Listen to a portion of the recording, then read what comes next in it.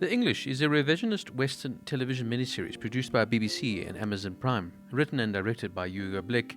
It stars Emily Blunt and Chaska Spencer. It premiered in the United Kingdom on BBC Two and iPlayer on the 10th of November 2022, and the United States on Amazon Prime Video on the 11th of November 2022.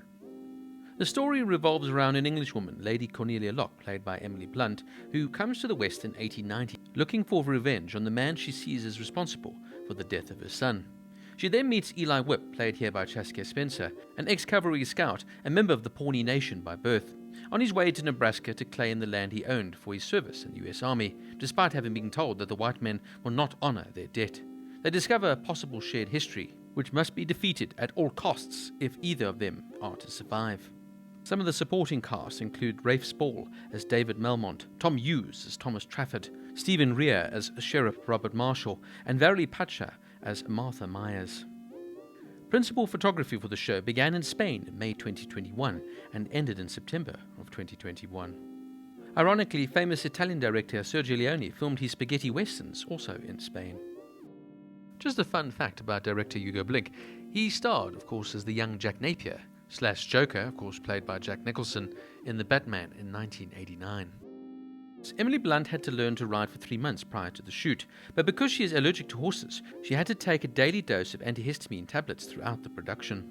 The production also marks Emily Blunt's first role as an executive producer and her first role in a Western film, which she described as Alice in Wild West Wonderland. In the beginning of the show, when the Indian woman draws her head across her forward, the subtitles say, "You are one of them." In actuality, she is making the sign of a white man. Indians would make the sign that describes a white man wearing a hat. Indians did not wear hats.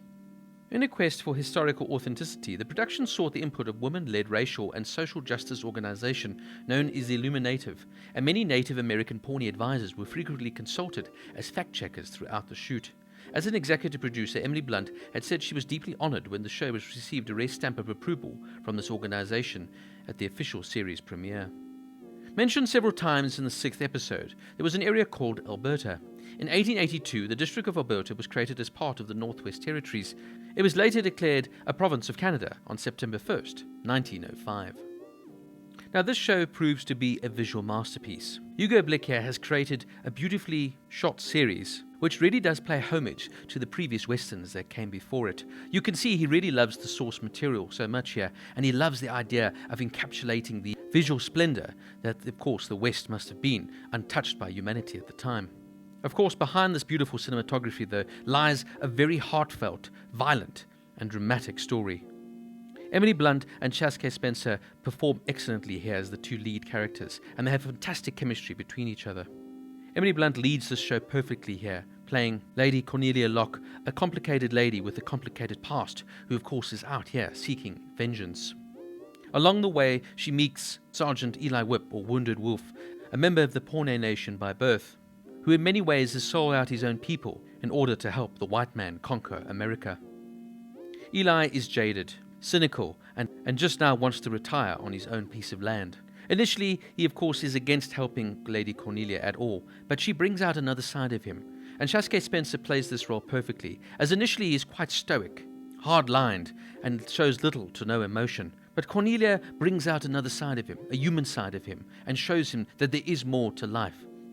This is a man whose people have literally been taken away from him. His whole family has been lost, and he sold his soul to fight for the white American cause. And through his relationship here with Cornelia, they both find something within each other. She arrives in America seeking pure vengeance, wanting to hurt the man that not only took her life from her, gave her a debilitating disease, and also led to her child suffering throughout most of his life. But through her relationship here with Eli, they both start to find love, affection, and something a bit more human, and realize that there is more than just hatred. Rafe Spall here is absolutely fantastic here as David Melmont, and he plays the villain absolutely perfectly. You just cannot stand him in every scene. He's just so over the top, but that's the point. He's just so awful it makes your skin crawl. I enjoyed the little cameos spread throughout the show, namely the likes of Toby Jones and Syrian Hines in episode 1. But it's good performances here from Tom Hughes, playing Thomas Trafford, the upper-crust Englishman trying to make it in America, and Stephen Rea playing the wily old Sheriff Robert Marshall.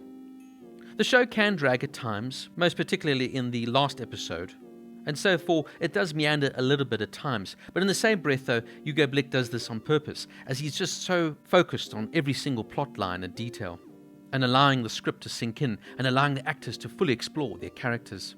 I've always had a morbid fascination with the West, but of course, this is a now modern portrayal of the West per se. This is a real portrayal. This isn't the glamorized cowboys and Indians, where the cowboys were always the good guys and the Indians were the brutal savages. Rather, this is a real look at what really happened back then. How white Europeans came over to the United States and literally destroyed everything in their sight. It truly became a survival of the fittest, but it's important now to portray the history the way it really played out. The atrocities that happened, and how people native to the land who were being living peacefully with all the animals and nature in America were just blown away, pushed aside, culled and killed by Europeans seeking their fortunes. This is a show about fighting back. This is a show about fighting the oppressor. From Lady Cornelia's side, she now fights back on David Melmont, who's taken so much from her, as Sasuke Spencer fights back and regains his own roots and his own heritage. What I loved about the show is you could see it did a lot of research and portrays Native Americans here as sophisticated, fascinating people with a hugely rich culture.